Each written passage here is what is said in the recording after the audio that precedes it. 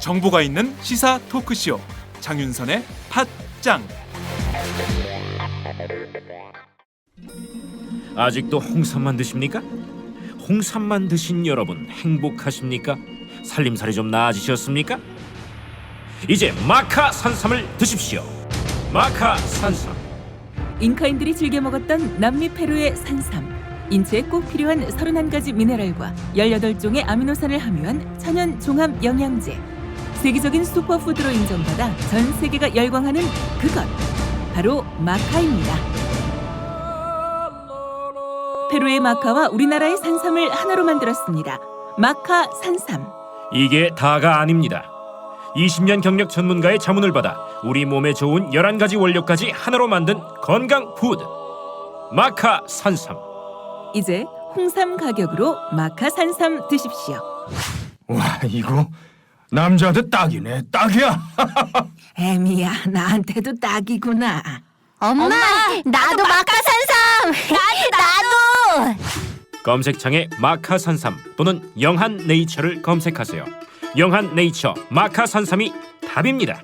마카 산삼을 꼭 기억하세요.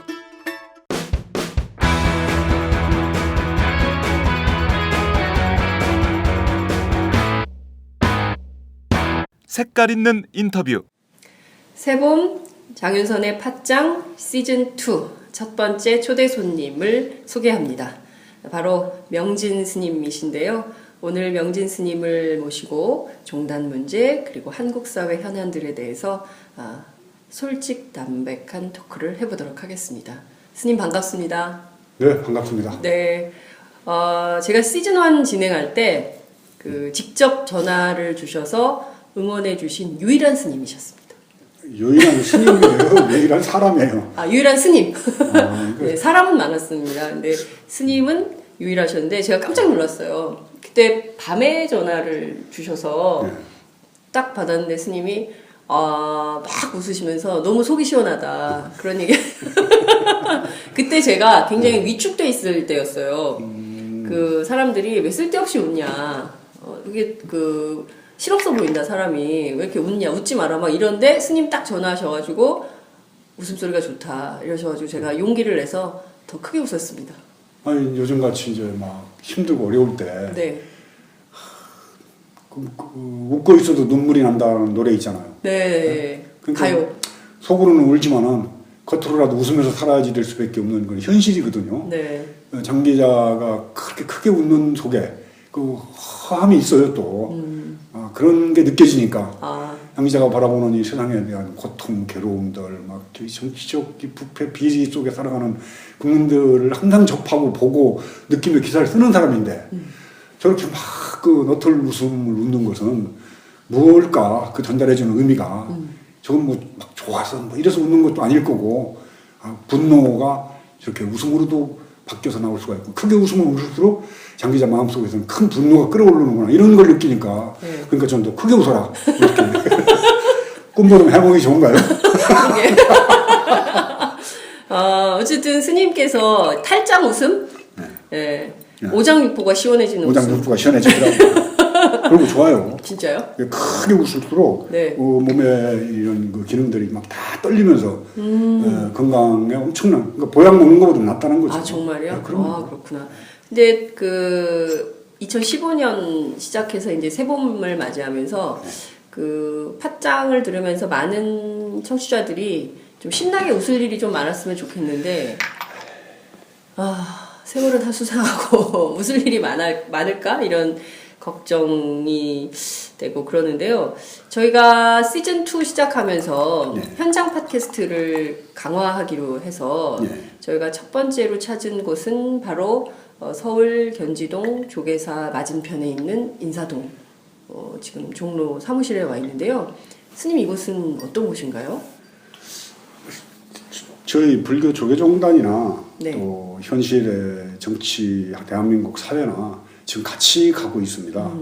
그러니까 사회는 뭐 부정, 부패, 비리가 만연하고 더 이상 어떻게 해볼 수 없을 정도로 지금 엉망정창이 됐거든요. 네.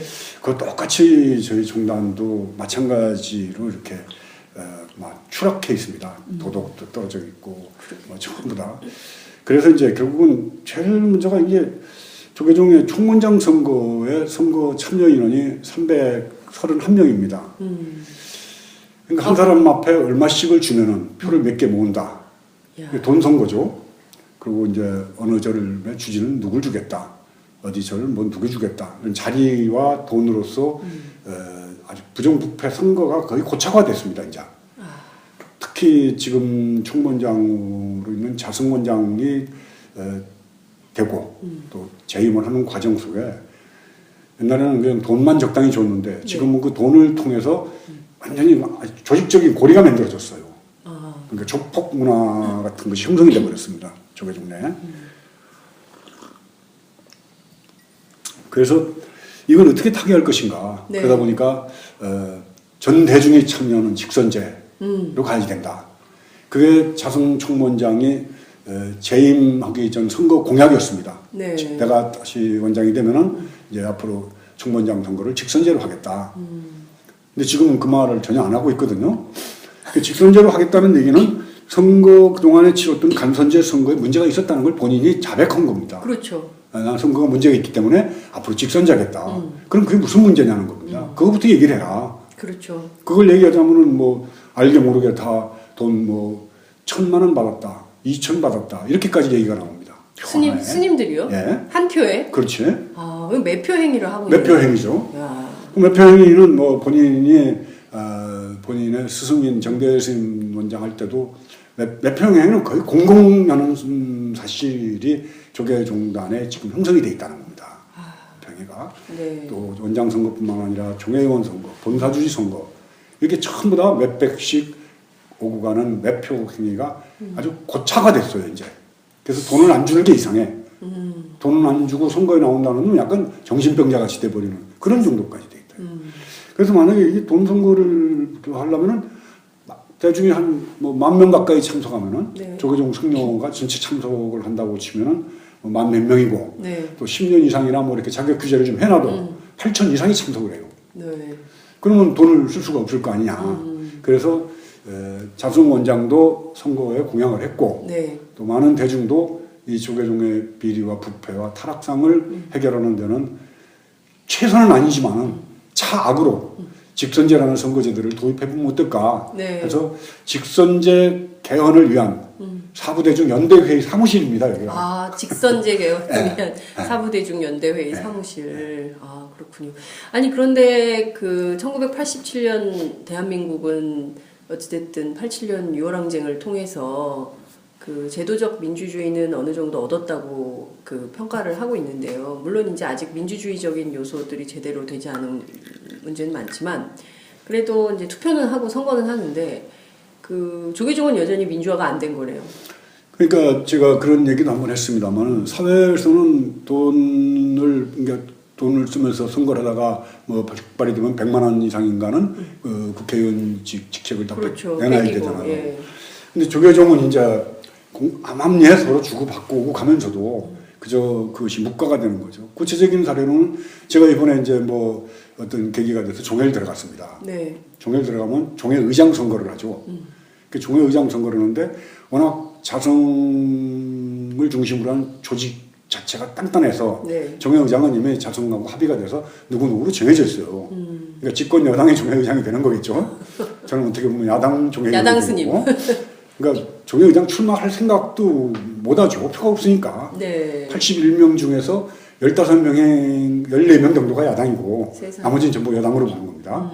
그러니까 뭐 종회의장은 그쪽에서 내세우면 그냥 종회의장 되는데도 불구하고 내일이 종회인데 오늘 저녁에 이제 뭐 각 그룹별로 모임이 있을 거 아닙니까? 네네. 종회 대책을 이제 저희들 밥 먹는 데를 종회의장 후보로 이렇게 내정이 돼 있는 네. 뭐 승려가 지금 종회의장이죠. 그러니까 네. 뭐 이름 가릴 것도 없는데 성문이라고 그러는 네, 네. 성문 스님. 들어온 거예요. 인사하러. 그래서 아예 뭐 저녁 식사하는데 인사차 들렸습니다. 그리고 뭐 이렇게 봉투를 하나 내놓고 갔단 말이에요. 네. 그러더니 뭐 조금 있다가 또 도선사 주지가 보여요. 네. 아니 저도 여당 주지인데 왜 우리들 밥 먹는 데 왔다 갔다 하네. 인사하러 왔다는 거예요. 네. 뭐 또 봉은사에서도 누가 오고 네. 그리고 또 지금 교육원장으로 이제 다시 또 5년 하고 나서 또 다시 5년 시작하는 현흥 스님도 또 오고 다 봉투를 들고 오는 거예요. 안 줘도 되는데 들고 오는. 근데 관례가 됐어요. 문화가 된 거죠. 네. 돈 주고받는 문화가. 네. 그래서 제가 그 다음 날 종회 때 네. 제가 그거를 종회에서 얘기를 했어요. 공개를. 어떻게 누가 1,000만 원 갖고 왔고 네. 누가 얼마 갖고 오고 이렇게 돈봉투를 갖고 오는데 없어져야 된다. 왜 세속 사람들은 돈 몇백만 원이 없어서 일가족이 연탄가스를 펴놓고 자살도 하고 네. 얼마 전에는 어느 아들 40대 아들이 어머님 통장에 10만 원을 넣으면서 미안합니다. 그러면서 결국은 그 가스탄을 펴놓고 세상을 떠났지 않습니까? 네. 세상은 이렇게 어렵고 힘든데 중들은 몇백 몇천씩 주고받는 것을 아무렇지도 않게 주고받는 이 문화부터 바꿔야 되는 거 아니냐. 네. 그렇게 얘기를 했더니 결국은 이제 뭐 종회의원들 서울 올라오면은 밥도 먹고 뭐 잠도 자고 뭐 이러려면 돈이 들어가는데 그 돈까지 다 나갔다 그래서 원망을 하는 사람들이 훨씬 더 많더라고요. 응? 공적이 된 겁니다. 공적. 그럼 스님이 그렇게 근데 그 조계종이 맑고 향기롭게잖아요. 깨끗하고 그리고 세속은 더러워도 그 종단 안은 좀 그 부패나 부정이나 이런 것들이 없을 거라고 신도들은 믿고 있는데 그 맑고 향기롭지 않으니까 네. 스로간이 탁하고 더러우니까 맑고 향기롭게 하자고 그러는 스로간이 나온 거죠. 아 탁하고 더러우니까 그렇죠. 우리는 맑고 향기롭게 어떻게든 해보자. 그렇게 해보려고 하는 스로간이라는 게 뭐 목표를 향해서 네. 거는 거 아닙니까? 네. 그러니까 더럽고 추접스러우니까.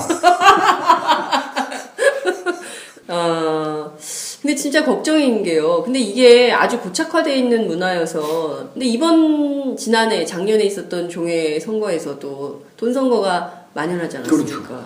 그때도 문제가 됐었는데. 근데 이거는, 법으로, 종법으로 좀 어떻게 바꿔가지고 할 수 있는 방법은 없는 건가요? 돈 선거 안 돼! 돈 뿌리지 마! 이런 거 불가능한 건가요? 그게 지금 아주 지난하다고 생각이 들어요. 카톨릭 같은 경우에는 아예 그런 생각을 낼 수가 없지 않습니까? 네. 그렇잖아요. 그렇죠. 네, 저는 그런 부분에서는 카톨릭의 청정성 또뭐 겸손을 미덕으로 삼고 순종하고 부러워요. 네. 가르침의 방향 같은 건 좀 다를 수가 있지만은 네. 카톨릭의 시스템 자체는 그러니까 뭐 그건 뭐 수천 년 내려온 시스템이니까 네. 중세 카톨릭은 또 얼마나 부패했고 권력자가 되면서 그렇죠. 말 못할 참 비리나 부정 부패 우리 입에 담기도 어려운 일들이 많이 벌어졌거든요. 그런 과정을 거치면서 카톨릭은 이런 것들을 제거해 나가고 나서 철저하게 조직된 그렇죠. 사회이기 때문에 나름대로의 자기 청정성과 도덕적 그런 걸 갖고 간다고 봐요. 네. 근데 절지반은 갑작스럽게 몰아닥친 그 자본주의 물결 속에 그냥 휩쓸려 간 겁니다. 네. 네. 그러니까 옛날에는 스님들이 주지를 하려면은 네. 도망을 갔어요. 내가 공부하러 왔지, 응? 그럼 주지하러 갔느냐. 주지나 총무원장이나 뭐 이런 이 사판이라고 불려주는 네. 행정 책임 소임자들은 봉사합니다. 봉사하는 거. 수행하고 공부하는 스님들을 위해서 네. 내가 살림도 좀 살고 뭐 시장이나 장도 봐오고 네. 이런 봉사의 개념입니다. 아. 그러니까 사판, 이판이 항상 위에 있고 네. 사판은 그 밑에서 종같이, 머슴같이 네. 일해주는 그런 역할로 봤어요. 원래. 그렇죠. 저희들이 중대에서만 하더라도 네. 주지하라면 그 욕으로 들었어요. 예. 세상에 내가 공부하러 왔는데 그 가서 돈이나 만지고는 주지하러 온 게 아니다. 네. 그런 자부심도 있었고. 근데 지금은 이제 역전이 돼가지고 네. 사판이 더 위가 됐고 공부하는 사람들은 사판들 눈치 보면서 용돈 몇 입 얻어 쓰는 그런 아주 비천한 신세가 돼버린 게 네. 조계종의 현실입니다.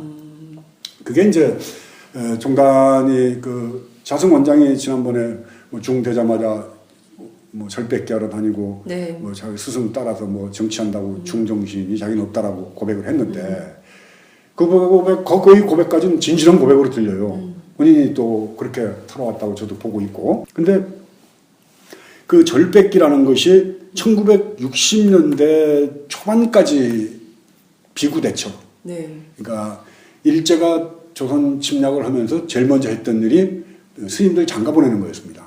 우리는 본래 대처성이 없었어요. 그전에는 전부 그냥 독신 비굴해지게 예. 부처님 말씀에도 그렇고. 네. 근데 일제가 임진왜란 때 조선 침략을 했을 때 제일 그 강력하고 아주 싸납게 대응을 했던 게 승군입니다. 그 일제가 분석을 해보니까 네. 왜 중군들이 저렇게 막 목숨을 걸고 결사적으로 항쟁을 하고 투쟁을 하고 보니까 마누라하고 자식이 없는 거예요. 이거 겁날 게 없다는 거죠. 네.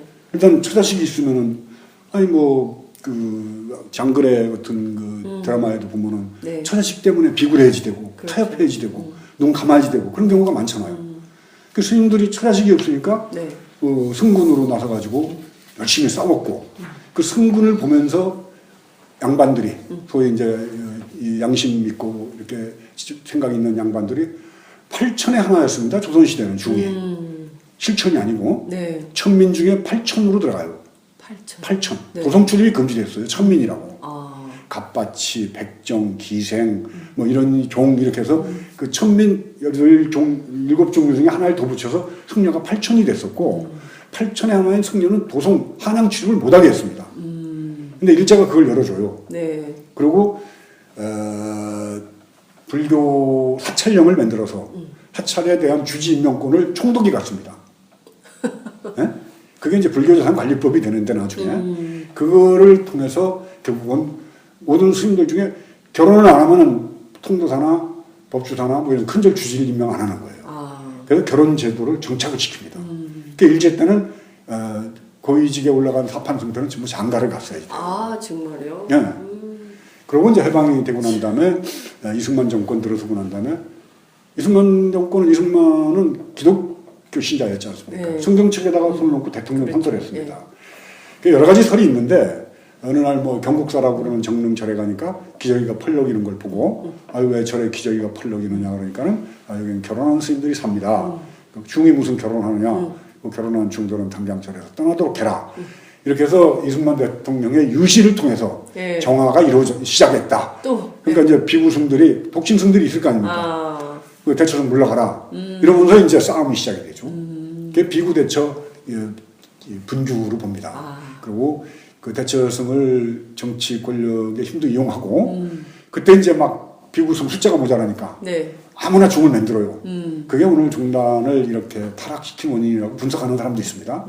그래서 이제 대처성을 내쫓고 비구승이 들어앉은 거를 정화라고 해요. 정화했다. 네. 대처는. 근데 사실은 그게 정화라고 보기에는 굉장히 어려웠던 상황이죠. 그러게요. 네. 그렇게 해서 이제 그 대처성들을 내쫓고 들어오면서 정화가 되고 정화가 되면서 입장료를 받게 되죠. 조금 있다가 절마다 사찰 수입을 네. 입장료를 받는 거예요. 국립공원 안에 있으니까. 70년대 초에 중이 돼가지고 제일 먼저 제가 얘기했던 게 사찰 입장료 받지 말아라. 왜 부처님한테 참배오는 사람들한테 입장료를 받냐? 부처님이 무슨 관광 상품이냐, 물안의 원숭이냐? 입장료 받으면 안 된다는 거였습니다. 그리고 자생력이 떨어집니다. 교회는 입장료 안 받아도 번창을 하고 여기저기 교회가 많이 들어. 네. 천주교도 입장료 받습니까? 안 받죠. 신도들의 자발적 헌금을 통해서 사찰 운영이 돼야지만이 네. 그들 주지도 똑바른 종로로 하고. 근데 낙산사 같은데, 기도처도 갑바위 같은 데는 네. 그건 개가 주지라도 돈이 들어오는데 거기 가면 영험이 있다고 그래가지고. 그래요. 그러니까 가만히 있어도 입장료 들어오는 수입으로 먹고 살고 보니까 주지가 포교를 하거나 수행을 하거나 뭐 잘하는 모습을 보임으로써 감동을 줘서 네. 신도들이 헌금을 내게 해야지만이 그 종교로서의 가치를 갖게 되는데 입장료 받는 거는 뭐 문화재 보호구역 내에서 문화재 관리 요원이 되는 겁니다. 문화재 관리 요원. 스님들이 문화재 관리 요원이 돼버렸다. 그렇죠. 그러니까 인디안 보호구역에서 네. 정부 보조금으로 인디안들이 먹고 살면서 완전히 네. 정신이고 육체고 가는 전부 피폐해지지 않습니까? 네. 우리가 그 꼴이 난 거예요. 인디안 보호구역까지 문화재 보호구역 안에 네. 있는 인디안 같은 중이 된 겁니다. 이제. 네. 그게 지금 오늘날 종단 현실이에요. 근데 그게 정부에서 지난번도 그렇고 자승원장 시절에 뭡니까 입장료는 아니더라도 네. 그 뭐죠? 갑자기 생각이 안 나요. 템플스테이 비용. 네, 템플스테이 비용이라든가 뭐 이러니까 정부 예산이 꼭 필요하다. 그래서 정부 예산이 안 주면 막 반정부 투쟁도 하고 정부 예산 때문에 막 그 비판 운동도 하고 막 그러지 않습니까? 그러니까 정부 예산을 받았으니까 네. 종속될 수밖에 없죠. 돈을 받았으니까. 정권에 그렇죠. 예. 그러니까 아니, 정권에 찬동하는 것만 할 수밖에 없는 조계종이 게 살아남을 수 있는 길은 아무리 더러운 정권이 들어서더라도 그 정권을 찬양하고 막 잘한다고 해야지 조계종이 운영될 수 있는 시스템으로 바뀌어버린 겁니다.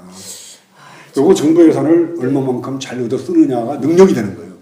큰절 주지도 내가 뭐 법주사 주지, 통도사 주지, 안 그러면 뭐 저기 범어사나 송강사나 이런 유명한 사찰의 주지들이 네. 능력이 어디서 나오느냐 하면은 어느 국회의원을 잘 알고 어느 여당의 뭐 누구를 잘 알아가지고 원내 충무를 알아서 거기를 통해서 쪽지 예산을 통해서 예산을 많이 받아내는 사람.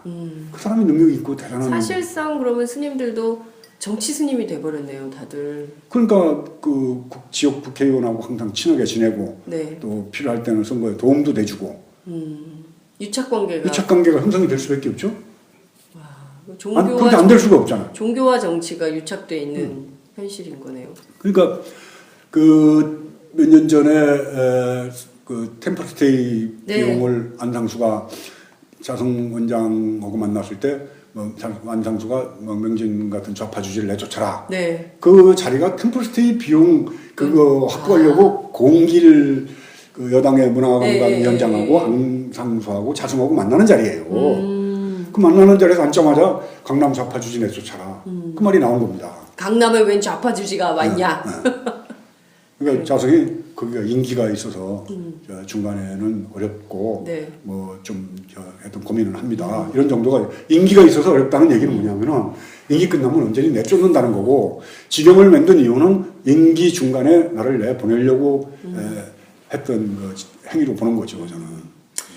근데 이제 그 제가 스님 봉은사 계실 때 봉은사에서 천일기도 올리실 때 그 제가 종종 갔었지 않습니까? 그때 네. 갔을 때 보면 신도들이 그때 그런 얘기를 많이 했던 것 같아요. 자기가 봉은사 이렇게 오래 다녔지만 그 산문 밖을 나가지 않고 기도하는 스님 처음 봤다. 막 이러면서 그 스님에 대해서 인기가 굉장히 좋았었어요. 스님 지나가면 막 그 스님 그때 저한테 하셨던 말씀 기억하십니까? 야, 나 이 정도면 대선 후보에 나가도 되지 않겠냐? 야, 내가 완전히 마이클 잭슨 되지 않았냐? 그때 그 저는 그 스님 막 그 무슨 아이돌 스타 같았어요. 그 아이들 데리고 와서 스님하고 사진 찍고 핸드폰 스님 지나가면 막 핸드폰으로 사진 찍고 막 박수 치고 막 그래서 제가 이게 뭔가 종교 개혁이라는 게 이게 멀리 있는 것이 아니라 그 스님의 실천 그리고 이제 실제로 기도하는 모습을 보여주면서 감동을 주고 그게 사람들의 마음을 움직여서 그 강남 부자들이 막 스님한테 돈을 막 갖다 줬잖아요. 현찰로. 그래서 그 돈을 차곡차곡 모아서 그 천일기도 끝나고 나서 제일 처음 찾아간 데가 바로 용산 참사 현장이었고 그때 딱 1억을 내셨잖아요. 그랬을 때 그 문정현 신부님이 저한테 그런 말씀을 하셨어요.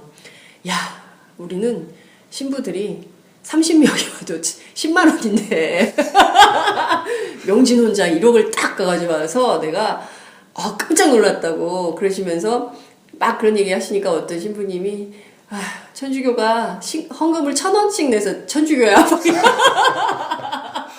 불교하고 단위가 다르다. 막 이제 이런 얘기도 하고 막 이렇게 농담 삼아 그런 얘기를 했는데 저는 그때 모습을 보면서 어떤 승려의 실천? 이런 게 굉장히 중요하다. 이런 걸 이제 저야 뭐 기자의 시각으로 이렇게 쭉 보는 거니까요. 그런 걸 많이 느꼈는데 스님께서는 봉은사에 계실 때 천연기도 하고 뭐 이러면서 그때 굉장히 많은 일들을 하셨잖아요. 모든 예산을 다 공개하고 전부 투명하게 운영을 하셔서 이게 그 성과도 많이 내고 이랬는데 어느 날 갑자기 나가라 이렇게 된 거였죠. 저도 봉은사를 들어갈 거라고 생각도 안 했고 관례상으로 보면 봉은사 주지를 들어가려면 상상 외의 금액을 총원장한테 갖다 줘야지 때문에 임명을 받습니다. 근데 저는 그럴 돈도 없거니와 있다 하더라도 돈을 주면서까지 내가 주지를 할 생각은 없습니다. 근데 그 당시 지관 스님께서 참 지금도 저는 대단한 분으로 생각하는데 저를 보고 갑자기 봉은사 주지를 하라는 거예요. 당신 선거 때 나는 당신 반대 진영에서 열심히 했거든요. 그리고 선거 끝나고 난 다음에도 지강 스님한테 아주 못된 막된 소리를 했어요. 예, 비판. 네.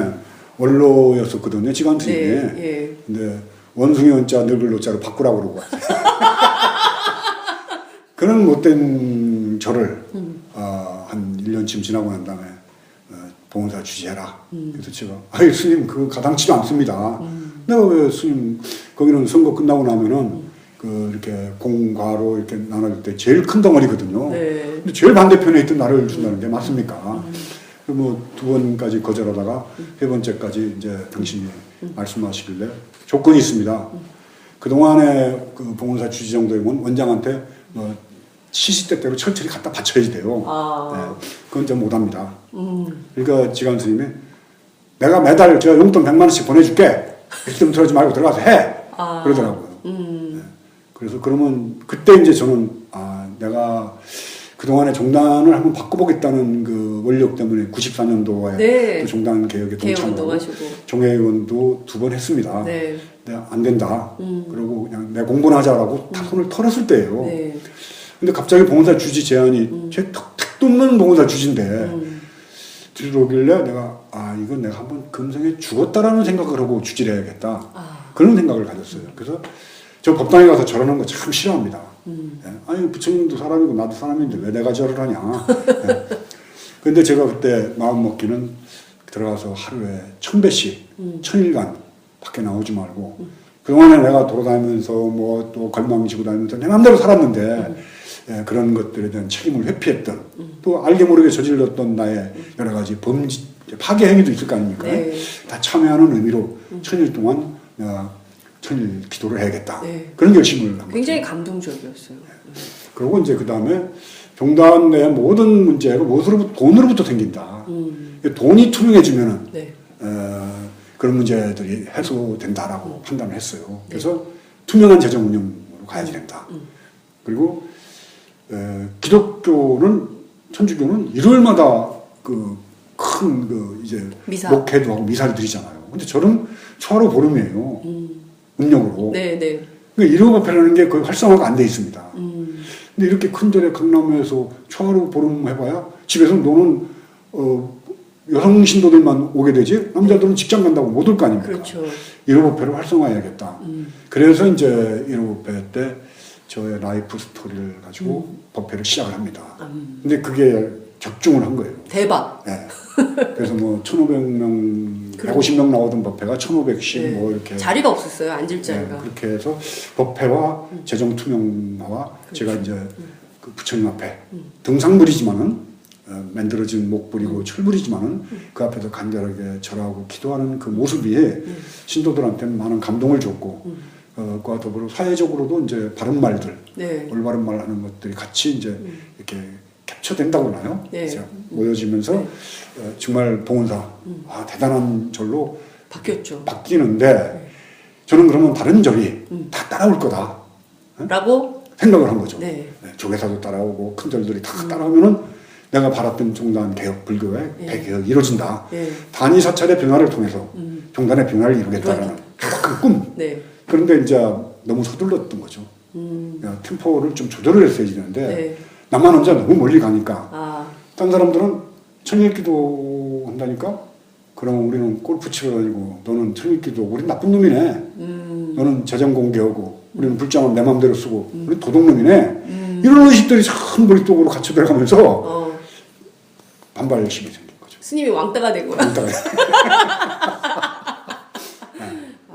스님 저도 차 한 잔 주십시오. 그러니까 그 스님은 이렇게 하면 다른 모든 사찰에서 따라올 거다라고 저는 철석까지 믿었어요. 믿었는데 스님이 순진했어. 그러니까 신도들도 많이 불고 네. 또 뭐 돈이 중요한 건 아니지만 네.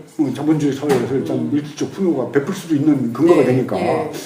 예산도 많이 늘어나더라고요. 그러니까요. 돈 얘기 한 번도 한 적이 없습니다. 제 입으로는. 내가 돈은 얘기할 정정 당신들한테 돈 얘기는 안 하겠다.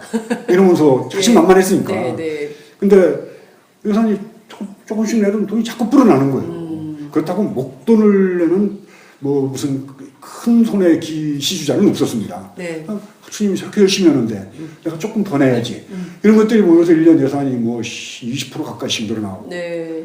그래서 참 행복했었죠. 예. 근데- 아니 근데 진짜 저희가 보더라도 스님 굉장히 그 행복해 보이셨어요. 그러니까 그게 뭐 아유 사람들은 저렇게 그 스님 답답하시겠다고 산문박도 못 나가시고 특히 사회활동 왕성히 하시는 분이 얼마나 답답하시겠냐 이랬는데 그때 스님 굉장히 평화로워 보이시고 되게 좋아 보이셨어요. 근데 그게 왜 안 됐을까요? 그 다들 그 성직자들이신데 아 저분이 저렇게 천일기도 하는데 나도 뭔가 해야 되겠다라고 생각하는 게 원래 맞는 거 아닌가요?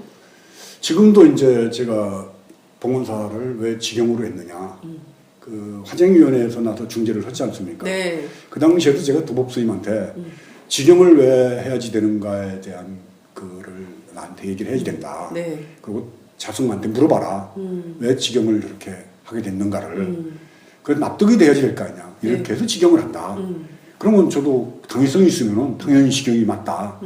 근데 지금 사고 사찰이라든가 금전적으로 문제가 있는 사찰을 직영하도록 돼 있어요. 네. 근데 잘하고 있는 저를 직영할 이유가 없는 거예요. 그러니까요.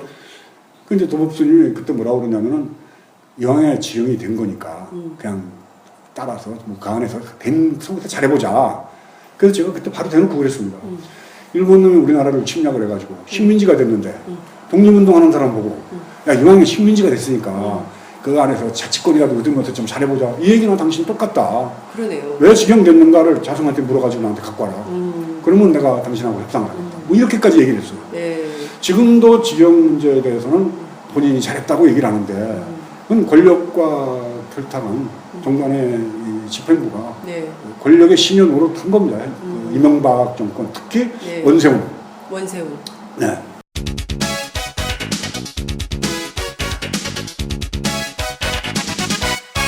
장윤선의 팟짱. 원현이라는 인간이 이번에 보니까 이인규 네. 그 중수부장을 통해서 노무현 대통령 참 네. 그 망신 주기를 한 것을 제 입으로 밝혔더라고요. 네. 이인규라는 사람의 얼굴을 지금도 잊지 않습니다. 그 당시에 그 텔레비에 나와서 왔다 갔다 네. 했던 사람을 오죽했으면 봉헌사에다가 대한민국 검찰 중수부 검사들은 봉헌사 출입을 그만두라고 프랭카드를 49일 동안 붙여놨었잖아요. 그러니까요. 예. 맞습니다. 중수부 그러면은 조선시대로 치면 의금부입니다. 의금부. 어명요 하면서 역적 잡으러 다니는 데 아닙니까? 어명이요. 네. 그런 놈들을 봉헌사 오지 말라고 프랭카드를 붙여놨으니까 나도 그때는 간이 부었었고 그 49일 동안 붙여놓고 강남 봉헌사 신도들은요 한 발만 건너면은 뭐 아들 친구가 검사든지 남편 친구가 검사든지 그렇죠. 본인이 검사든지 다 연결이 돼 있어요. 네. 난리가 났었죠. 70%가 반대를 했습니다. 그 프랭카드 떼라고. 예. 신도들이. 근데, 네. 그 인기가 좋은 영진 스님한테도 네. 그거는 용납이 안 되는 거예요. 근데도 난 뭐 안 된다. 저 중수부 놈들이 노무현 대통령을 참 스스로 목숨을 끊는 지경까지 몰아간 거 아니냐. 나쁜 놈들이다. 그때 천일기도 하실 때 딱 한 번 노무현 대통령 장례식 때 갔었죠. 다녀오셨죠. 네. 예.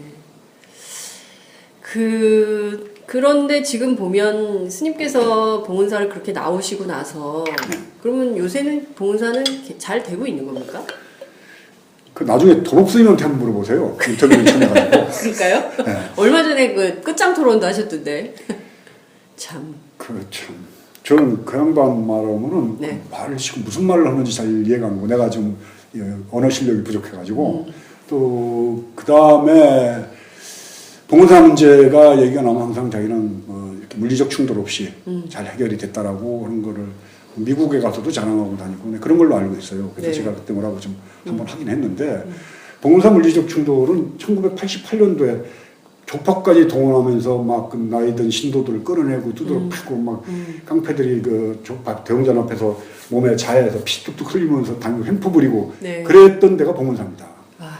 근데 나는 제가 봉헌사에서 봉헌사 죽을 때까지 내가 할 것도 아니고 그래서 이렇게 직영을 해서 나가는 게 안 맞는 거예요. 네. 임기가 4년 돼서 영진 스님 그만하고 젊은 사람이 잘할 수 있도록 영진 스님을 토대 속에서 하도록 하겠습니다. 그러고 저를 임명 재임을 안 주면 그걸로 저는 끝입니다. 네. 내가 뭐라고 그러겠어요. 근데 갑자기 직영을 한 겁니다. 한마디 저한테 설명이 없었어요. 네. 왜 직영을 했느냐는 거예요. 네. 그때 신도들도 반대하지 않았어요? 아니 뭐 그러니까 절의 주인은 신도예요. 네. 중이 아닙니다.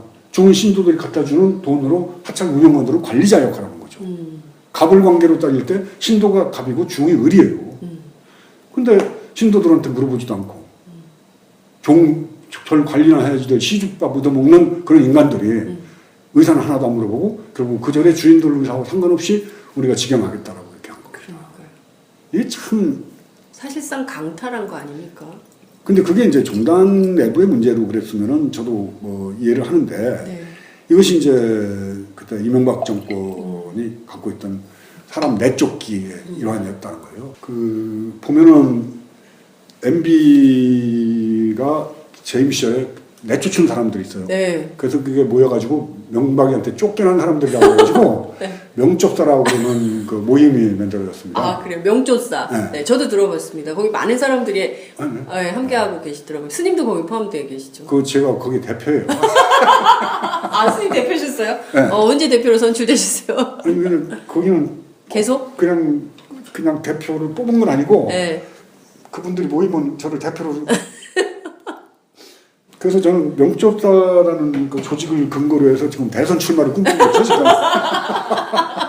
어느 분들이죠? 방송계에서는 대표적으로 김미아 씨가 이제 맞아요, 맞아요. KBS에서 네. 김미아 씨는 KBS 보니까 네. MBC. KBS였었는데 거기에 보니까 명진, 네. 김미아 이 방송에 출연 안 아, 시켜줬다고 출연 블랙리스트에. 아, 예. 그래가지고 김미아 씨가 이제 나는 명진 씨하고 동급이다. 언론에서는 KBS 정현주 사장 내쫓았죠. 네, 맞습니다. MBC 신경민, 네. 이근행 PD, 네. YTN 노정면. 그러네요. 문화계에서는 그 김정은 항공문화예술위원회 위원장 하던 분 맞습니다. 예. 진짜 아주 치졸한 방법으로 내쫓습니다. 네. 그때 그 아주 누굽니까? 기억납니다. 유 누굽니까? 그 유인촌 장관. 네. 황지우, 한예종, 네. 김윤숙 국립현대미술관장 나이 맞습니다. 드신 노인인데 예, 그분 맞습니다. 그 양반도 내쫓아요. 예. 거기다 뭐 정봉주, 김종익 씨라고 네네. 아시죠? 그럼요. 예. 네. 또 장진수 주무관은 뭐 이제 네, 뭐 나중에 너무, 이제 예, 민간인 그랬었고 사찰. 예. 서기호 판사, 박원순 시장도 사찰하면서 피해자죠. 시민운동 못하게 했죠. 그렇습니다. 국정원에서 예. 고발하고 뭐 하면서. 근데 그분은 오히려 잘 됐어요. 시장 됐으니까. 그러니까 시민운동 그냥 시민운동 하게 내비뒀으면 계속 시민운동 했을 텐데 그러니까. 시민운동 못하게 하니까 정치해 버렸어. 그게 그 이제- 지금 아마 이명박 대통령이 후회하고 있을지도 몰라요. 그냥 시민운동 하게 냅둘 걸. 그때 그 백지연 씨의 피플 인사이드에서 네. 너무 이명박 대통령을 비판을 하지 말고 이명박 대통령 잘한 점도 좀 한마디만 해주세요 그러길래 네. 박원순 같은 사람을 정치할 수 있도록 만들어 놓은 건 아무도 할 수 없는 위대한 업적입니다 이렇게 얘기를 했더니 백지연 씨가 뒤로 자빠지더라고요. 그렇죠. 정말. 굉장하잖아요. 글쎄요. 아무도 할 수 없는. 그때 사실 박원순 시장의 경우에는 그 수경 스님이 막 그때 그 2010년에 서울시장 선거 나가라고 막 그랬잖아요. 굉장히 많은 분들이 박원순 시장한테 정치하라고 했지만 절대 안 하고 막 영국으로 도망가시고 막 그랬었잖아요. 근데 결국에 이명박 대통령이 정치를 시킨 셈이네요. 그렇죠. 그 업적은 두고두고 찬양을 해야지. 아, 나중에 이명박 전 대통령을 만나면 네. 아, 그 최대 업적으로 그 얘기를 꼽아 드려야 되겠다. 박 시장은 이명박 저 대통령한테 네. 함부로 하면 안 됩니다.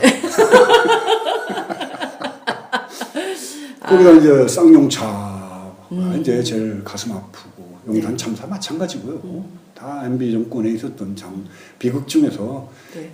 용산 참사도 그렇거나 또 26명인가요? 네. 죽음으로 이렇게 갔던 쌍차 해고자도 또 아직까지도 저 문제로 지금 고공농성하고 네. 목숨을 걸고 저러고 있지 않습니까? 그러니까요. 그래서 참 가슴이 많이 아파요. 그래서 그 장 기자의 큰 웃음 속에 오는 그 허탈감이 이 시대에 대한 아픔이 저렇게도 나타나는구나. 네, 이러면서 웃고 있어도 눈물이 나는 세상 살아가고 있는 지금 우리 민초들의 네. 아픔을 네. 정말 어떻게 이걸 참 바꿔나갈 것인가 너무 고민스러워. 그러게요. 예. 명조사는 요새도 자주 만나십니까? 신년에 하셨습니까? 신년에도 못했고 막년에는 했었던가? 네, 막년에는 했는데 신년에는 아직 못했습니다. 네. 그 모임을 하면 주로 무슨 얘기를 하세요? 명조사는 쫓겨난 사람들이니까 뭔가 새로운 모색을 해야 될 것 같은데. 그래서 이제 그게 새롭게 뭐를 좀 했으면 하는데 네. 그게 또 좀 부담스럽고 그래서 친목 비슷하게. 아 그냥 친목 비슷하게. 알겠습니다. 네, 김미화 씨가 간사 역할을 했었고. 아니, 스님하고 동급인데 간사. 공동 대표를 원하지 않았을까라는 생각도 좀 들기도 하네요. 김미화 씨가 겸손하더라고요. 아주 깍듯하고 사람들한테. 네. 이제 인문학적인 그런 쪽 지식도 네. 너무 많고. 왜냐하면 스님은 사춘기라는 책을 보고 네. 올해 자기가 가장 감명 깊게 읽은 책을 제가 쓴 스님은 사춘기라는 네, 책을 네. 선정을 한 거예요. 그래서 어쩜 이렇게 유식한 코미디언이 있다냐. 내 책을 보고 감동받았으니까 이건 보통 수준의 지적 수준이 아니다. 그래서 김미아 씨를 높이 평가하는 이유 중에 하나는 내 책을 보고 감동받았다는 거다. 예. 그 스님도 팟캐스트에 그 자질은 충분하신 것 같아요. 그래요? 그 팟캐스트 자질은 깔때기. 자기 자랑. 알겠습니다. 그 청취자 여러분들께서는 지금쯤은 스님의 사춘기 그 책을 한 권씩은 다 갖고 계신 분들이 많으실 것 같다는 생각이 좀 들어요. 아유, 근데 5만 권밖에 안 나갔어요. 그래요? 네. 아, 50만 권은 팔려야 되는데. 당연하죠. 그러니까요. 너무 아까워요. 너무 아까워요. 그게 지금도 팔리죠, 스님? 그 서점에 가면 살 수 있죠? 뭐 그렇다고 예. 하더라고요. 예, 알겠습니다. 그나저나 최근에 스님께서 포털 검색어 순위에 오른 거 알고 계십니까? 그 뭐 서영교 의원이 네, 뭐 뭐라고 내 얘기는 해가지고는 네, 그날 갑자기 인터넷 들어가 보니까 네. 뭐 장명진, 차명진 그러면서 명진 스님, 명진 스님, 장명진, 차명진, 명진 스님 이렇게 검색어 연관 검색어 썼어요. 명진이라는 그 이름이 많아요. 명진 관광, 명진 건어물, 네. 명진 장의사. 근데 되게 밝을명에 달진, 아니 참, 나갈진, 네. 밝을명 참진을 많이 씁니다. 네. 근데 저는 밝을명에 티끌진, 달진을 씁니다. 그래서 그 동아일보에 계셨다가 MBC 사장했던 김중배 네. 선생님이 네. 제 이름 한문을 보고 네. 아따 참말로 건방진 이름이요.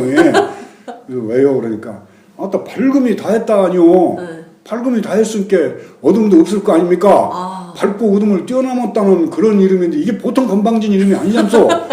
제가 그 이름이 그런 명진이에요. 그래서 차명진이나 장명진이라는 이름하고 좀 다릅니다. 네. 세속 사람들은 안 쓰죠. 밝음이 다 했으니까 어둡지 않느냐 이렇게 볼 텐데 밝음은 어둠의 상대 아니냐. 그러니까 밝음이 다 하면 어둠도 없어지는 거죠. 밝고 어둠을 뛰어넘은 명진. 뭐 이제 이런 이름은 거창하죠. 네. 그래서 이름 때문에 한번 그 포털인가 네. 뭐 머리털인가 하는 데까지 제가 한번 올라가 봤습니다. 네. 그 해프닝의 시작은 김기춘 청와대 비서실장이 이제 그 어찌됐든 직접 이제 그 장명진 국방연구원장한테 전화를 한다는 게 차명진 전 새누리당 의원한테 전화를 해가지고 이제 말씀하신 대로 서영교 의원이 명진 스님한테 전화 걸지 않은 게 다행이다 이렇게 말을 해서 화제가 된 것인데요. 어쨌든 이렇게 그 계속 그 청와대 안에서 인사 문제 가지고 파열음이 나고 있는데요. 청와대 인사 문제는 좀 어떻게 보십니까? 여태 또 없어요. 뭐 계속 그 기자들은 청와대만 이렇게 보고 있는데 김기춘 비서실장 등 지난번에 생겼던 이른바 정윤회 씨 파문 이후에 벌어졌던 청와대 인사 문제에 대해서 책임지고 뭐 해결하려는 사람이 없는 이런 상황에 대해서 스님은 좀 어떻게 보십니까? 나라가 아니죠. 시스템 자체가 국가 시스템이 무너진 겁니다. 예를 들면은 왜냐하면은 그 윤창중으로부터 비롯되지 않습니까? 인사 참사가 처음에. 네. 그럼 인사라는 것이 대통령이 되면은 사람을 다 개개인 파악을 못 하잖아요. 추천을 받고 추천받은 사람 검증을 하잖아요. 그렇죠. 근데 누구한테 추천을 받을 것인가? 그래서 인사위원회가 있는 거 아닙니까? 네. 그 인사위원회에서 추천을 받아서 그 사람의 사생활부터 다 해서 모든 걸 검증, 사상부터 검증을 해서 앉혀야 되는데 그 인사위원회를 누가 주관하냐는 거예요. 그게 문고리 3인방이 한다는 거죠. 예? 그리고 김기춘, 문고리 단방, 매치서. 박근혜 대통령이 모든 걸 다 할 수는 없지 않습니까? 네. 근데 거기서 나오는 거를 올바른 검증도 안 하고, 그때 해수부 장관 했던 여성분 한 분은 하면서 뭐 모래에서 진주를 발견한 것 같다. 이렇게까지 박근혜 대통령이 칭찬을 했지 않습니까? 네, 네. 그런데 결국 물러나고 말았잖아요. 그럼 이런 인사에 대한 시스템, 인사가 많다라고 그랬어요. 네. 인사를 잘하고 사람을 적재적소에 제대로 갖다 놓으면은 정말 그러고 관리 감독만 하면 되죠. 네. 그러면은 어느 조직이든지 잘 돌아가는데 인사를 저렇게 터무니없이 자기 친한 사람, 선거 때 도와준 사람, 낙하산 비율이 MB 때보다 30%가 더 많다라고 그렇죠. 나왔더란 말입니다. 정부. 그러면 그건 안 돼. 국가 운영은 그렇게 하면 안 됩니다. 그러니까 대한민국에서 지금 국가라는 거는 결국은 시스템 자체가 붕괴됐다. 그리고 도덕과 시스템이 붕괴가 되었어요. 부끄러운 줄 몰라요. 그럼 결국 전부 다 이번에 이완구 총리도 마찬가지입니다. 네. 저 충청도입니다. 이완구 총리하고 별로 그렇게 멀지 않은 동네. 곳이, 예, 뭐 홍성에도 있었다고 경기도 바로 옆 동네예요. 아. 우리 동네 청년회가 그 고향에서 나왔으니까 저 아주 충청도니까 기뻐할 수밖에 없죠. 그러면은 좋은 사람이 네. 충청도를 대변하고 참 충청도에 나온 인물로서 총리가 되면 자랑스럽겠죠. 그걸 지역감정이라고 표명할 건 없습니다. 네. 그러나 누가 봐도 총리 자격이 없는 사람이 병역 비리에다가 탈세에다가 부동산 투기에다가 각종 비리 종합세트에다가 거기 한 가지 더 하죠. 기자들을 네. 회유, 협박, 공갈입니다. 이게 민주주의 국가에서는 이런 사람은 총리 그 청문회에도 가서는 안 되는 거예요. 네. 근데 통과했습니다. 이게 집권 여당 새누리당이 갖고 있는 도덕 기준입니다. 장상 총리가 위장전입 하나 가지고 총리 못했어요. 네. 10여 년 전에. 네. 10년 전과 지금과 무엇이 어떻게 변했길래 지금은 각종 종합 비리의 종합 세트와 언론을 앉혀놓고 협박을 해요? 회유를 해요? 공갈을 친 겁니다. 그런 사람이 총리가 되는 나라, 이건 국가 시스템이 무너진 나라입니다. 나는 이 세월호 문제도 뭐 좀 이따 얘기를 하겠지만 지금 네. 얘기 그때 하자면은 한 8시 57분부터 배가 문제가 생겼는데 그렇죠. 1시간 반 이상을 물에 떠 있었어요. 네. 왜들 왜 항구했느냐. 헬기가 가가지고 사다리라도 영화에서 보듯이 네. 유리창이라도 깨고 누가 들어가기라도 했느냐는 거예요. 아무 구원 조치도 안 했고 거의 1시간 가까이 되면서 선원들만 전부 다 빠져나오고 그대로 배가 가라는 걸 보고 있었더니 이걸 어떻게 엄마 아빠들이요 그 세월호 유가족들이 이 문제 때문에 막 소리 미치겠는 거예요. 왜 사고가 없어요? 큰 해일이 나서 몇만 명도 죽고 네. 후쿠시마 원전 사고도 있고 각종 사고 사람 많이 죽습니다. 비행기 가다가 뚝 떨어져 죽기도 하고. 그러나 이렇게 원통하고 이렇게 우리한테 가슴 아프게 하는 죽음이 어디냐.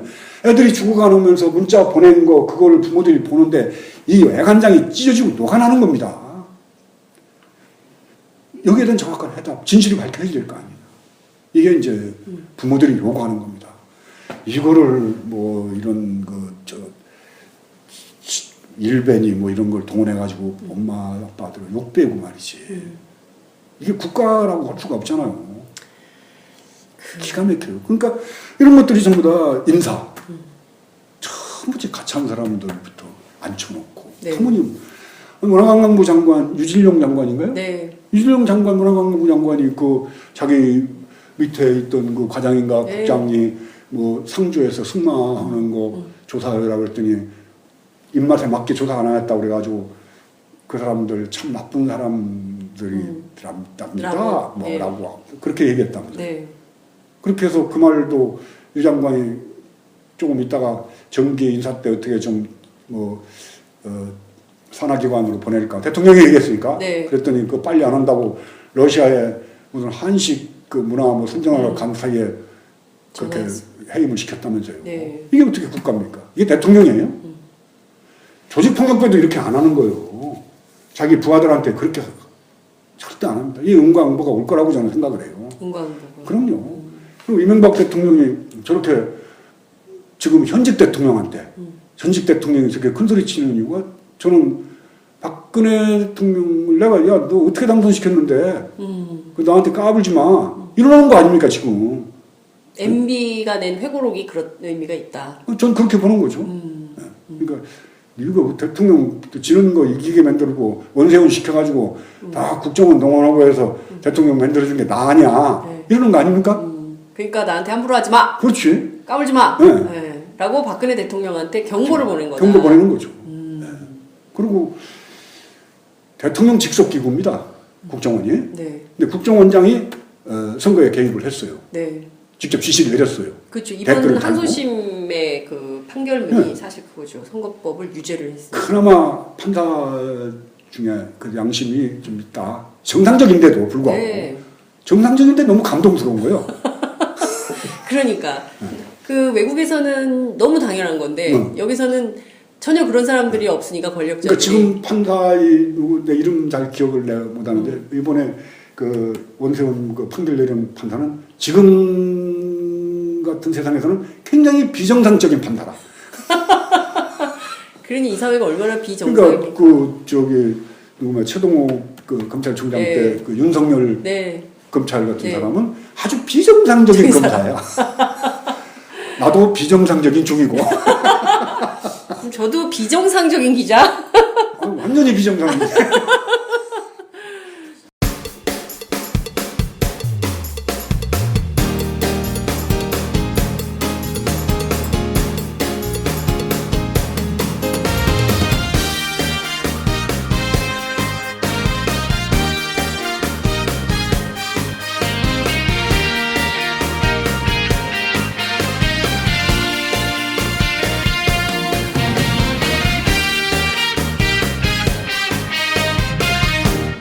장윤선의 팟짱. 아, 참 걱정입니다. 그 스님 오늘이 2월 25일인데요. 저희가 3월 2일 분량을 미리 녹음을 하고 있는데 박근혜 정부가 3년 차로 돌입하는 역사적인 날이기도 합니다. 그 2월 25일, 그러니까 2013년 2월 25일에 박근혜 대통령이 이제 취임식을 한 날이기도 한데요. 벌써 2년이 흘렀어요. 그렇지만 이제 아직 우리에게 남은 기간이 이제 3년이 남아 있는 것인데, 스님께서는 우선 지금 뭐 쭉 말씀을 해주셨는데, 박근혜 정부 2년 하면 제일 생각나는 것은 어떤 겁니까? 일단 박근혜 그러면은 뭐 약속은 지킨다.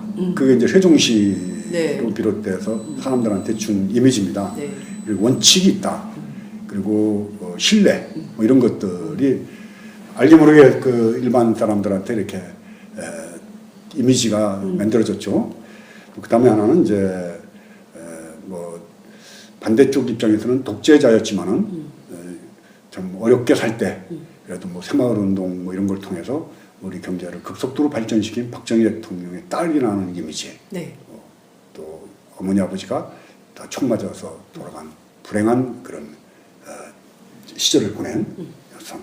뭐 이런 이미지 같은 네. 것이 있어서 안타까운 그런, 그러니까 아이돌 늙은 그 60, 70대 할머니나 할아버지들한테는 아이돌이에요. 박근혜. 선거 때 그 시골 장터에 가면 막 정말 네. 붙잡고 울고 막 그게 아이돌이죠, 이제.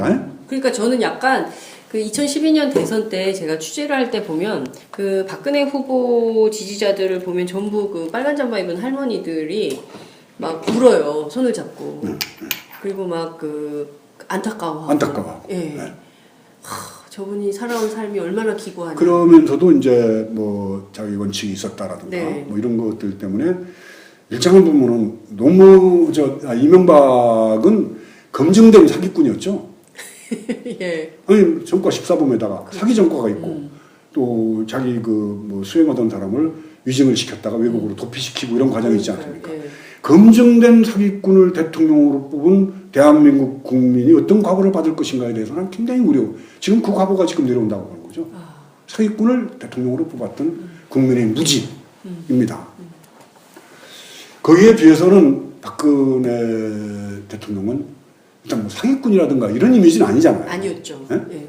그래서 일정한 부분은 이명박보다는 좀 낫지 않겠냐는 그런 희망 같은 걸 가졌는데 네. 그 희망이 2년 동안에 그 믿었던 믿음이 이제 다 무너지고 경제민주화, 국민 행복 시대 네. 뭐 이런 얘기들 했는데 국민 결국 항복 시대가 됐다고 비판하죠 사람들이 요새.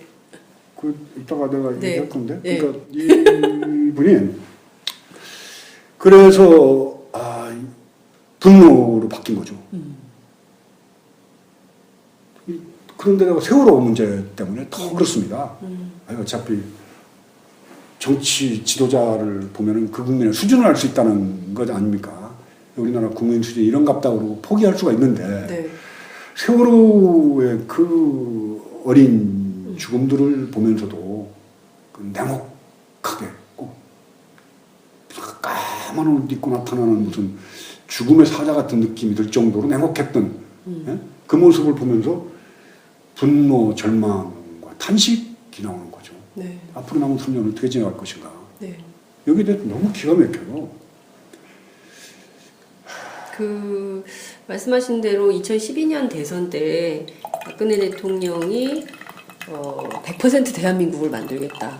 그리고 국민 행복 시대를 열겠다. 이렇게 다짐을 했어요. 그리고 이제 경제 민주화와 복지 국가의 비전을 막 설파를 해서 원칙을 지키는 사람 그리고 신뢰의 정치인 뭐 이런 이미지가 있었기 때문에 딴 사람이 하면은 그러니까 그 당시에 이제 민주당이 하면 뭔가 무능해서 잘 못할 거야. 말만 저렇게 하고 저 사람들 못해. 뭐 이제 이런 그런 생각이 있었고 또 그런데 박근혜라면 할 거야. 박근혜가 하면 오히려 제대로 할 수 있어라는 사람들의 이제 저작거리의 인식들이 있었던 것 같아요.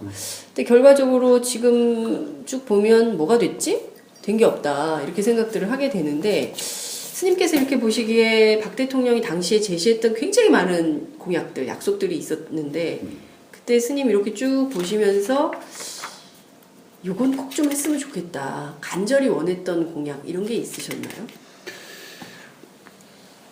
이제 뭐 많은 사람들이 그 이제 뭐 박근혜에 대한 뭐 실망 뭐 아니면 또 뭐 비판도 하지만은 네.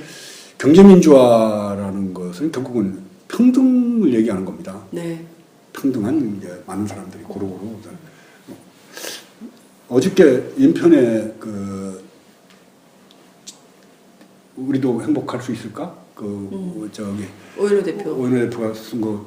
아니 저 요새는 뭐 눈이 가물가물해서 책을 좀 잘 안 봐지는데 네. 그래도 책장을 열어보고는 내가 한참을 봤어요. 내가 평소에 얘기했던 나라 의식주 교를 국가가 책임지고 일정한 부분은 네. 정말 그 군거나 뭐 학교 이런 거에서부터 조금도 신경 안 쓰는 나라. 네. 근데 나는 그 이상세계다. 근데 그래도 거기를 향해서 우리 가야지 된다 그러는데 나는 오 사장이 쓴 그 책을 보면서 이렇게 하는 나라가 있구나. 덴마크 모델로 삼고 그래서 언젠가는 저 책을 우리 이렇게 시봉하는 분한테 얘기를 해서 네. 한 200권 정도 구입을 해서 네. 법회 때 한번 나눠주려고 그래요. 신도들한테. 정말. 이런 나라도 있다. 그 길로 가야지 되는 거예요. 네. 그게 유토피아. 그게 극락세계예요. 천국이 따로 있는 게 아니고 하늘나라에 있는 천국 죽어서 갈지 안 갈지 알지도 못하는 거고 가본 놈도 없고 거짓말하지 말고 안 가봤는데 어떻게 얘기하냐고. 현세에서 극락세계를 만드는 거죠. 정토를 지금 만드는 거예요. 그게는 덴마크 오연호 사장의 책을 보면서 네. 너무 놀란 거예요. 와, 이런 책도 있구나. 네. 이런 나라가 있구나. 네. 그래서 경제민주화라는 게 사실은 글로 가기 위한 이제 뭐 슬로건이 되겠습니다. 네. 슬로건인데 과연 경제민주화를 향해서 무슨 노력을 했는가. 거기에 대해서 제안하고 했던 김종인 씨를 토사구팽 시켰잖아요. 네. 예? 선거 때 잘 용해먹고 그러니까요. 또 이상동 교수는 굉장히 보수적이고 네. 뭐 이런 분이긴 합니다. 4대강 반대 때문에 저하고 좀 인연이 있어요. 봉사를 자주 왔었고 제 법회도 참석하고 해서 좀 알아요. 이상동 교수가요? 네? 예. 이상동 교수가. 예. 근데 그 양반도 결국은 토사구팽 시켰잖아요. 그렇습니다. 그럼 그 당시에 선거 때 많은 도움을 줬던 경제민주화라든가 뭐 이런 그 개혁 좀 뭔가 신선한 새로운 젊은 사람들에 대해서 끌어들였던 이준석 같은 사람들 다 지금 어디가 있어요? 다 내버렸습니다. 다 버렸죠. 그리고는 7, 80된 아버지 때부터 충성을 바쳤던 이제 유신 때의 가신들을 네. 측근에 다 뺑 둘러싼 거죠. 이제 나라가 되겠냔 말이죠. 그래서 일단 먹는 것이 해결이 안 되면은요, 평화가 올 수가 없습니다. 평화라는 말 자체가 이 입구에다가 벼가 짧습니다. 예. 그러면 쌀을 고루고루 잘 나눠 먹는 것이 평화가 되는 거예요. 평등해야지 평화가 오는 거죠. 지금같이 빈부격차가 심해가지고 언제 평등한 세상이 오겠습니까? 근데 그 평등한 세상을 저도 인간의 욕망 때문에 네. 사회주의 국가들이 무너지는 것이 평등을 주장하다가 생산성이 떨어져가지고 네. 경제가 올락하면서 다 망하지 않습니까? 네. 그걸 만들어낸 게 덴마크더라고요. 네? 세금을 좀 많이 버는 사람은 50%씩 막. 네. 지금 북구라파 거의 그렇죠. 근데 이제 우리는 그러면 이제 고부담으로 갈지 중복지 중부담으로 갈지 뭐 이제 그런 논의 단계에 있는 것인데 경제민주화의 경우에는 정권이 의지를 가지면 충분히 할 수 있는 건데 안 하고 있는 것은 국민 세금과 뭐 이런 걸 통해 가지고 그 재벌들은 수조씩 지금 돈을 수익 올려가지고 쌓아놓고 있는데 네. 그것이 지금 밑바닥 서민들한테 하나도 안 돌아오니까 이게 난리가 나는 거 아닙니까? 네. 그럼 국가가 그걸 조정하는 거예요. 맞아요. 네? 법으로다가 조정하고 이건 너무 이렇게 하면 안 된다. 안 된다. 너무 또 부자들 걸 뺏으니까 아이고 뭐 기업에 대한 정신 의욕도 사라지고 해서 생산성이 떨어지면서 국가 전체 경제가 좀 어려워진다. 그러면은 약간 그쪽에다 이렇게 무게를 줬다가 또 뺏어갔다 이렇게 조정해주는 역할이 국가인데 지금 박근혜 정권은 그나마 그래도 이명박보다는 서민을 위한 정치를 할 것이라는 기대가 있었는데 네. 지금 뭐 밥이 하늘이에요. 먹고 사는 사람들은. 옛날에 뭐 직장 떨어지면 이제 밥줄을 끊어졌다. 숟가락 놨어 그러잖아요. 네. 죽은 사람 보고 아이고 그 사람 숟가락 놨어. 충청도에서는 그래요. 예. 그 사람 숟가락 놨어. 그 죽었다 소리예요. 예. 그냥 안 먹는다 이 소리입니다. 그 먹는 게 명입니다. 근데 비정규직이라는 게 뭡니까? 근데 언제든지 밥줄을 끊겠다는 거 아니에요. 언제든지 내 목이 끊어져 나갈 거를 항상 머리에 얹고 살아가는 이 시대에 무슨 행복이 있겠느냐. 이 비정규직 문제, 또 불평등의 문제, 이런 문제를 국가가 나서가지고 조정하고 역할하고 해결을 해야지 되는데 네. 그러기 위해서는 한반도가 처해져 있는 지형학적 위치가 참으로 애매해요. 네. 중국, 일본, 러시아, 거기다 멀리는 미국이 이제 근대로 들어서면서 한국 땅에 와가지고 주인 노릇하지 않습니까? 예. 평택의 미군 종합기지라는 게 결국은 아시아의 동북아시아의 최대 큰 기지 오키나와에서 혹시 나온다고 쳤을 때 네. 중국을 겨냥한 기지로 봅니다. 각종 무기들이 다 들어있을 거라고 보거든요. 예. 그럼 중국이 가만히 있느냐 이거예요. 근데 일본과 미국하고 합친 교역량보다는 중국 교역량이 더 많아졌습니다. 요새 예.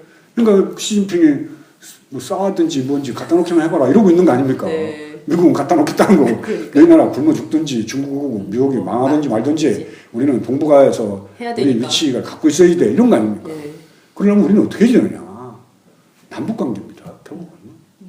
남북관계를 풀어나감으로써 남과 북의 화해 분위기 속에서 이렇게 잘 가면은 함부로 못하는 거죠. 일본도 함부로 못하고. 그렇잖아요. 그렇습니다. 사드를 갖다 놔야 될 그 북의 핵 때문에 사드 갖다 놔야 된다. 미국이 그렇게 얘기할 수가 없지 않습니까? 네. 그리고 남과 북이 평화 공존 체제로 가면서 군사비 지출을 줄여버리면은 네. 경제가 확 바뀝니다. 북쪽도 마찬가지고 네. 우리도 마찬가지고. 네. 우리가 미국에서 사들이는 그 무기 비행기 한 대 현대가 차 몇십만 대씩 수출해가지고 비행기 하나 사오면 그만이에요. 이런 나라가 어디 있어요? 안 살 수도 없고. 그러니까요. 그래서 정말 유능한 지도자가 나온다면은 북이 문제가 있습니다. 3대 세습도 정말 저게 이해가 안 가잖아요. 네. 그리고 그 나이도 어린 사람이 고모부를 한 날 잡아다 냈다 했다 뭐 잡아가는 걸 보면서 상식적으로 이해가 안 가는 나라지만은 그러나 그거는 그렇다 하더라도 대화와 뭐 이런 걸 통해 가지고 북쪽이 남한과의 교류 협력 관계를 계속 풀어나가지 않으면은 네. 희망이 없어요. 아무런. 그렇게 해서 뭐 대륙으로 가는 그런 무슨 수송로도 만들고 네. 또 북쪽에서 나오는 아주 고품질의 광산 물질들도 네. 해외에 수출할 수 있도록 열어주고 그러면 자연스럽게 저는 핵 위협은 가신다고 보는 거죠. 네. 제가 스님 말씀을 이렇게 쭉 들어보니까요. 아무래도 스님은 대선 후보를 하셔야 될 것 같아요. 대통령 선거를 나갈 위대한 지도자가 스님인 것 같아요. 딴 사람들 해봐야 소용이 없을 것 같은데 한번 나도- 출마하실까요? 나도 그런 생각을 많이 하면서 네. 내가 정신 차려라 안 된다. 그래서 뭐 머리 깎은 정치인들이 스님만큼만 해주면 이 나라 걱정이 없을 텐데 정치인들이 스님만큼도 못해. 스님만큼이 아니라 좀 조금만 그 스님의 그 발톱의 때만큼이라도 조금 노력을 해주면 좋은데 그게 참 안 되니까 공부해야지 되고 그러니까요. 책도 많이 봐야지 되고 조계종도 마찬가지입니다. 조계종도 바뀌는 게 별거 아니에요. 뭐 막 많은 구호 지금 뭐 백인 대중공사를 한다는데 글쎄요. 뭐 여튼 그런 그림은 잘 나오고 그러는데 저게 결론이 나더라도 어떻게 책임을 질 것인가. 네. 나중에 결과가 나와야 될 거 아니에요. 근데 1907년도 그 평양 대부흥회가 있죠. 네. 그 2007년도에 한국 그 기독교에서 100주년 평양 대부흥성의 100주년 기념행사를 크게 합니다. 네. 그 부흥회가 어떻게 이루어지냐면은 실질적으로 이 한반도의 북쪽이 기독교가 중국을 통해서 많이 돌아서 자리 잡았어요. 그래서 부흥회에 1000명 이상이 모여요. 모이는데 부흥회가 안 되는 거야 잘. 그러니까 막 아버지시여 하면서 막 이렇게 통성기도도 호해야지 되는데 그때 길선주 장로가 나와가지고 밤이 이제 다 돼가고 사람들이 기운이 빠질 때 나타나서 나는 아간입니다 이렇게 고백을 해요. 아간은 여호수아서에 나오는 분일 거예요. 네. 나오는 사람인데 하나님한테 올린 재물을 본인이 훔쳐다가 자기 천막에다 갖다 놔요. 하나님이 화가 나가지고 이스라엘 민족에 벌을 내려요. 그래서 이제 여호수아가 하나님 왜 이러십니까 이러니까 너희들 중에 도둑이 있으니 그를 찾아서 징벌을 해라. 그래서 이제 뒤져보니까 천막에서 하나님 앞에 올렸던 막 금은보화를 전부 천막에 갖다 놓은 걸 알아서 이제 그 예. 도둑놈이 된 거죠. 그러니까 아간은 기독교에서 얘기하는 도둑놈의 상징입니다. 근데 길선주 목사가 그분이 33인 중에 한 분이 됩니다. 목사가 되시고 성실학교를 세우신 분이죠. 그래서 그 길선주 목사가 저는 아간입니다. 내 친구가 죽으면서 나에게 그때 100불이라고 한 걸로 알고 있어요. 근데 100불이면 그때 화폐 가치로 치면은 지금의 가치로 치면은 몇 억이 되는 돈이죠. 100불이면은. 네. 내 육아욕도를 보살펴 주라고 그랬는데 내가 그거를 개인적으로 쓰고 육아욕도에게 돌려주는 도둑놈입니다. 이 자백을 한 거예요. 네. 그 존경받는 길선주 장로가 자백을 하니까 너도 나도 나와서 나는 무슨 잘못을 했습니다. 나 무슨 다 하면서 참회하고 통성하는 기도가 밤새도록 이어지면서 보름인가 이어졌다고 해요. 네. 그게 한국 기독교가 부흥으로 가는 계기가 되는 거죠. 그 전국으로 그것이 퍼져나간 겁니다. 네. 지금 조계종도 만약에 그 바뀌려면은 네. 자승 원장이 나는 어려서 중이 돼가지고 절백 깨러 다니고 은사 스님 따라서 정치한다고 중정신이 안 들었다. 이렇게 애매모호하게 하지 말고 나는 1990년대 초에 연주대를 올라갈 때 조직폭력배 100명을 데리고 장삼 속에다 방탄조끼를 입고 올라가서 그쪽 조직폭력배들과 싸우려고 그러다가 폭력배들끼리 협상을 해가지고 그쪽에 물러나고 나는 연주대를 그렇게 해서 차지를 했다. 그때 돈은 10억이 들어갔다. 이런 고백을 함으로써 원장 주변에 있는 많은 이 승려들도 그러면 같이 고백하면서 나는 종회원 할 때 얼마를 썼다. 그 돈을 하려고 어디서 어떻게 뭘 불장함을 주셨다. 이런 끝없는 고백을 통해서 만약에 이 박대지 불교가 무슨 부흥회라고 할까? 새롭게 탄생하는 계기가 되지. 모여 앉아가지고 전부 저 사람은 성추행했던 사람이고, 저는 성년했던 사람이고, 저 사람은 옛날에 무슨 도박했던 사람. 그런 사람들끼리 모여가지고 그렇게 포장을 해놓고 사람들을 속이는 거죠. 그래놓고는 언론에서 우리를 너무 많이 잘 쓰고 있다. 언론이 어떻게 보느냐가 중요한 거예요. 네. 실질 내용은 없어요. 이러니까 이제 희망이 없다는 거고. 희망이 있으려면은 저는 만약에 내가 원장이 되면은 난 조계사에서 한 발도 안 나오고 또 천일기도를 해야지 된다고 생각합니다. 네. 참회. 그동안에 부처님의 정법을 올바로 구현하지 못했고 네. 그동안에 신도들에게 실망을 줬고 국민들에게 부패, 비리, 타락한 모습을 보여줬던 거 진심으로 참여합니다. 하면서 복당해서 눈물을 흘리면서 절을 하면서 참여를 해야지 됩니다. 네. 그러면 어느 스님이 함부로 행동할 것이며 어느 신도들이 감동을 안 할 것인가. 그게 불교가 살아날 수 있는 유일한 길로 보는 거예요. 그리고 도선사, 조계사, 또 갑바에, 강화 보문사 뭐 이런 그 유수한 사찰들의 네. 원장이 직접 임명할 수 있는 사찰들을 전부 다 자타가 공인하고 누구도 인정받는 청정하고 깨끗한 사람으로 임명을 하는, 내 친한 사람이 아니고 네. 나하고 반대편에 서 있다 하더라도 정말 저 스님은 투명한 사람이야. 그 돈 몇 nhập 지가 주머니 들 사람은 아니야. 이렇게 평가를 받은 사람으로 임명을 해서 책임지고 맡겨버리면 됩니다. 네. 그리고 원장은 끝없이 법당에서 제가 자기 고행하는 겁니다. 그 영예를 누리고 네. 지금 원장으로서 무슨 행세하고 뭐 정부의 뭐 관리들 만나서 폼잡고 하는 게 아니라 끝없이 법당에서 눈물로써 참여하는 모습을 보이지 않고는 한국 불교는 살아날 길이 없다라는 거를 저는 그렇게 생각해요. 자승 원장께서 이 방송을 꼭 들으셔야겠다는 생각이 좀 듭니다. 자승 원장께서 이 방송을 듣고 정말 참여하는 마음으로 불교 개혁을 위해서 노력하지 않으면 역사에도 그렇게 그 스님 아까 들었고 수확한 그런 승려로 기록이 될 거 아닙니까? 그래서 그렇죠. 본인의 역사에 남을 기록을 위해서라도 지금 불교 개혁을 위해서 나서야 된다. 이 따끔한 스님의 충고를 꼭 들어야겠다는 생각이 좀 듭니다.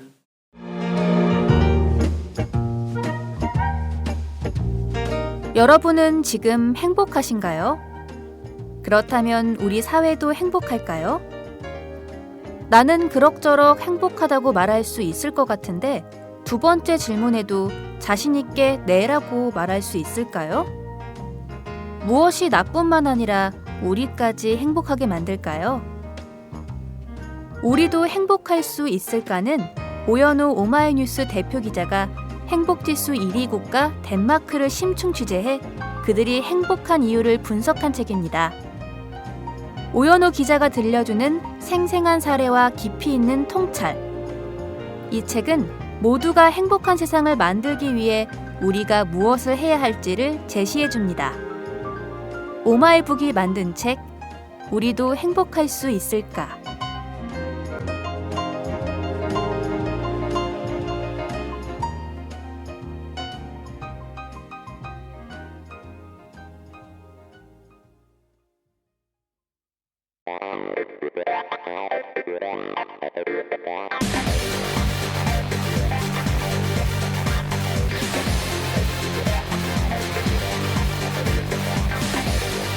정보가 있는 시사 토크쇼 장윤선의 팟짱.